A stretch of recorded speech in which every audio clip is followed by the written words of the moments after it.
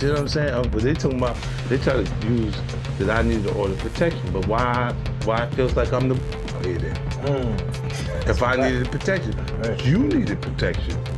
And your protection gone. Innocent or guilty, criminal or citizen, that could get them anytime for any crime. Say, look, if it say, sir, did you see such and such, do such and such? Oh, wait a minute, only time, the only time. 50 Cent has never been the type to bite his tongue. And once again, he set the internet on fire by coming directly at T.I. The flame started when 50 hopped on Instagram, flat out calling Tip a Hollywood mutt in front of the whole culture. This wasn't just shade. It was a straight-up question of whether the Atlanta legend had lost touch with the streets. To 50, T.I. wasn't the same hustler-turned-rapper who once carried the South on his shoulders. He even pointed at the federal guidelines, saying there's only one way you walk with 10 machine guns and still end up with just community service and a short stint inside. Now, in 50's eyes, Tip was too busy chasing acting credits, red carpet moments, and comedy roles instead of sticking to the grind that built his name. The fans split quick. Some agreed with 50, saying he pulled the mask off a rapper who swapped raw credibility for Hollywood shine. Others clapped back, saying 50 was only stirring smoke just to keep his name buzzing. But 50 being 50, he didn't just leave it at that. He went further, dragging Tip's power skeletons right into the light for everyone to see. That's when he revived the whispers that had been floating for years. He reminded the culture of those old claims about T.I. cooperating with the feds, rumors dating back to the late 2000s. And he made sure to tie it all back to that infamous 2007 Crime Stoppers PSA that Tip can't live down. 50 reposted the clip, clowning him nonstop, showing the world T.I. once told people to call the cops. In a culture where loyalty to the streets is everything, that hit different. For Tip, it wasn't just a diss, it was a straight shot at his credibility. What made the whole thing sting harder is the fact this beef didn't just come out of nowhere. Back in the day, 50 and T.I. were actually cool. They collaborated, respected each other's grind, and were both building empire beyond the rap game. But the entire vibe shifted once Tip caught that massive federal weapons case in 2007. Facing decade behind bars for silencers and machine guns, everyone thought it was curtains for him. To everyone listening to it, is an awesome song. Listen carefully. Actually, you don't have to even listen that carefully. There's a line in there directed at another rapper in the game. Oh yeah? Yeah. What line? What rapper was on? It was a line that has you questioning that you have, is it true you have the best lawyers in the game? I feel like I do. Okay. That's great. And you asked them a question that if you got caught with 10 weapons in your car, you would have seen 10 years, Well, maybe 9. What makes you feel like there's a line to a rapper? It seemed to be very coincidental with the timing of things that are going on. Yet somehow, he walked away lighter than anyone expected, and that's the moment the doubt started creeping in. Instead, he stunned the entire game by walking away with what looked like a slap on the wrist, house arrest, community service, and a short prison stint. For the hip-hop world, and especially for someone like 50 who swore by the street code, none of it made sense. How could anybody beat a federal case stacked with silencers and machine guns and still touch daylight that quick? The culture was already suspicious, but then that PSA came along and made it worse. Watching Tip sit on camera telling people to call the cops was like blood in the water for 50. That was all he needed to go harder, weaving the jab straight into G-Unit's You So Tough. He hinted loud and clear that T.I. must have cut some kind of deal to dodge the hammer. 50 never said Tip's name outright, but nobody needed a translation. The whole culture knew exactly who the shots were aimed at. Like, you see a snitch, slap him when you see him, knock his nose off. So the next time I'm out, instead of asking for a picture, like a little hoe and come on, knock my nose out if you think I'm a snitch. Come on, quit smiling in my face, trying to get in my section. Don't play with me, like you're talking to. Play with your name. King, and never gave no information to get anybody in no, but now time with no police. If I am working with the police, it'll be to get him to shoot. And that implication burned deep. It stuck to Tip's reputation like glue, a shadow he couldn't shake off no matter how many hits he dropped or how many movies he booked.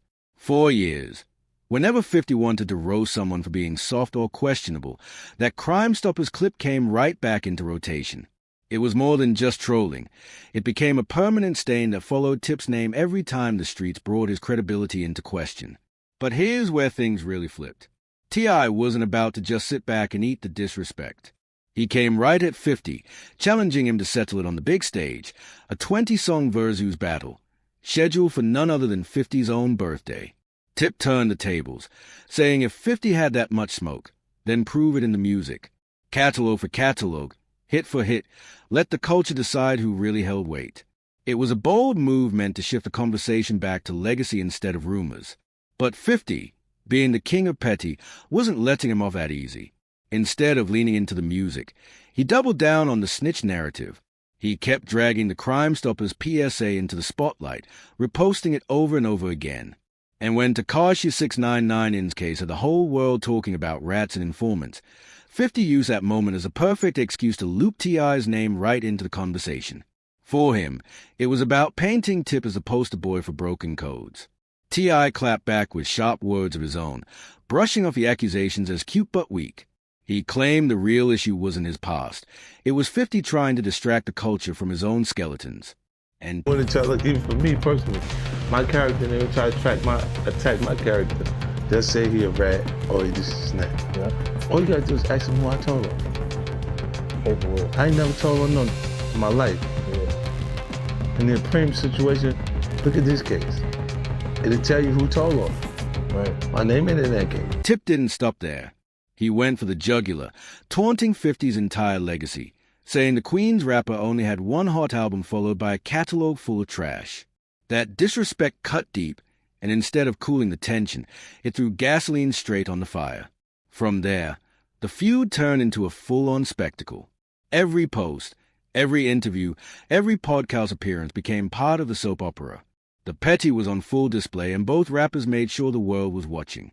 Fans stayed divided, debating whether 50 was really exposing something from Tip's past, or if this was just another masterclass in trolling from one of hip-hop's greatest instigators.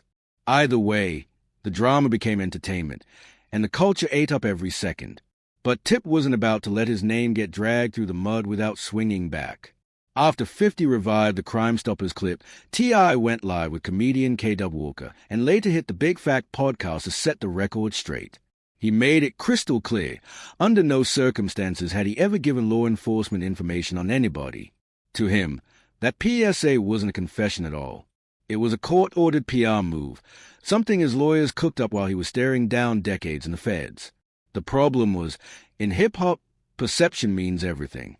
And once the snitch label gets stamped on you, good luck ever peeling it off. 50 knew that. 50 had taken the bait. Second, I don't want to do it injustice. Yeah, you use real-life situations to create something that's entertaining without being specific. That's entertainment to me. Like, if I had an issue, when have you known me to be indirect with an issue? Oh, you're pretty direct. Right, so if I had a problem with any artist, trust me, they would know. You see what I'm saying? When I take it and I write that, it's because a lot of people think that. And they're not saying it because they're cowardly people. You see what I'm saying? So when you write it and you put it there and you leave it and say, watch, let me watch and see what happens. And there's so much controversy around it, you didn't say anything. Then you go, see, they think that. They just won't say it to them because they're a bunch of... And he played it to perfection, posting, laughing, clowning, and fueling the fire every chance he got. The streets couldn't ignore the math. Let's be real. Most people caught with military-grade weapons don't walk away with just community service and a light bid. Even one illegal gun can bring a decade behind bars. So how did Tip slide out so clean with over 30 weapons tied to his case? That question alone gave 50 endless ammo to keep poking the bear.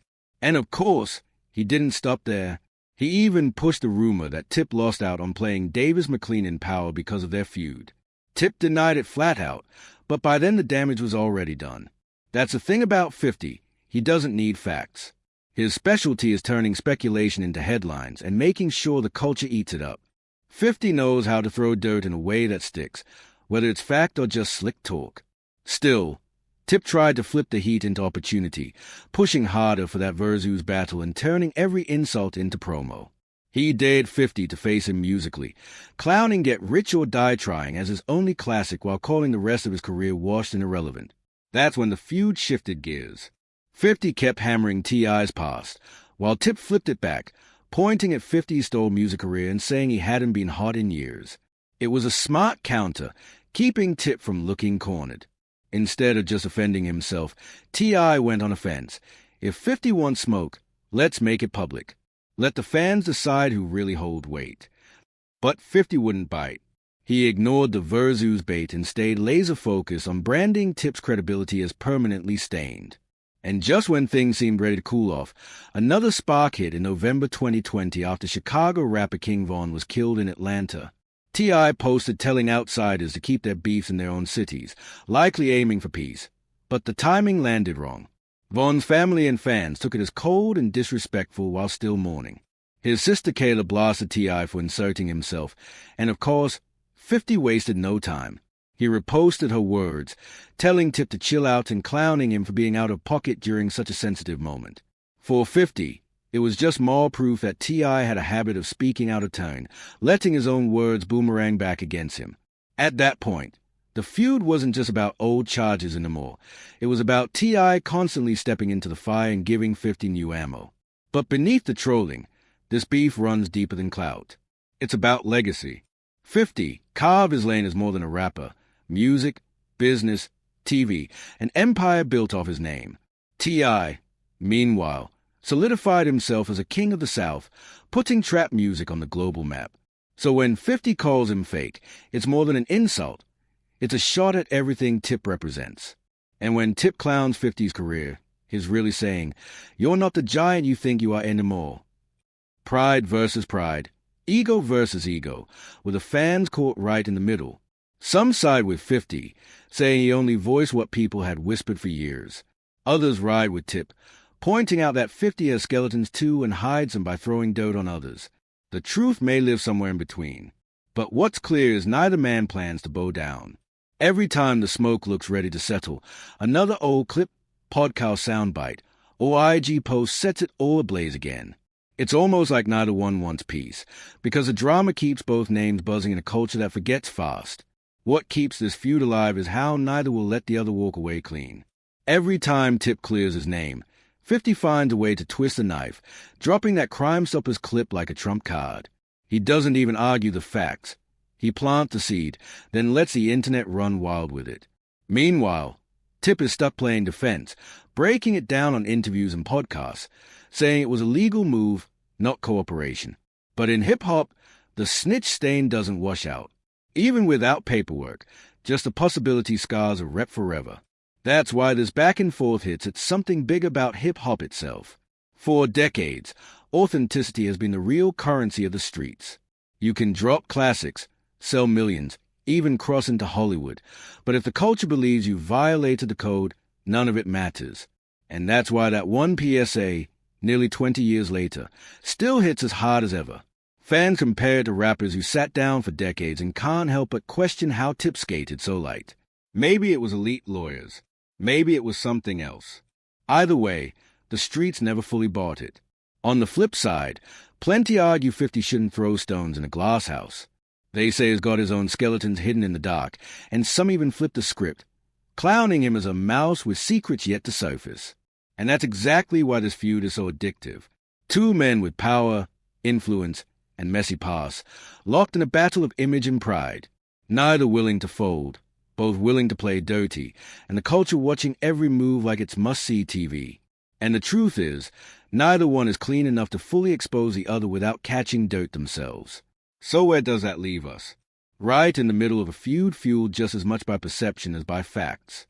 T.I. keeps pushing for that Versus battle, saying music is a real way to settle it. Meanwhile, 50 keeps dodging, knowing the drama alone is worth more than any actual showdown. Every repost of that Crime Stoppers clip, every clapback from Tip, every fan debate about who's solid, it all just makes the story bigger.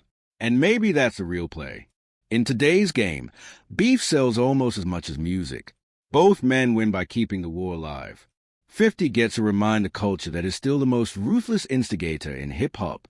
And Tip gets to prove that no matter how many times his past is dragged back in his face, he won't fold.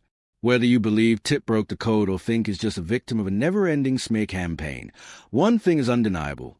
This feud isn't dying anytime soon. This is hip-hop history happening in real time. Two legends clashing not just for pride, but for how their legacies will be remembered when the smoke clears. That's why it hits deeper than bars. It's about reputation. It's about authenticity. It's about legacy. And now the real question lands on you. What's your take? Is 50 Cent actually exposing something about T.I.'s past? Or is he just being petty, keeping old rumors alive for clout? Do you think Tip's light sentence was proof of corporation, or just the work of high-powered lawyers doing what they do best?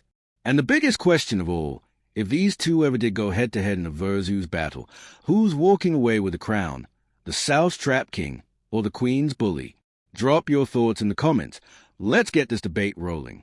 And if you've been rocking with this breakdown, don't forget to like, subscribe, and share, because this story is far from over.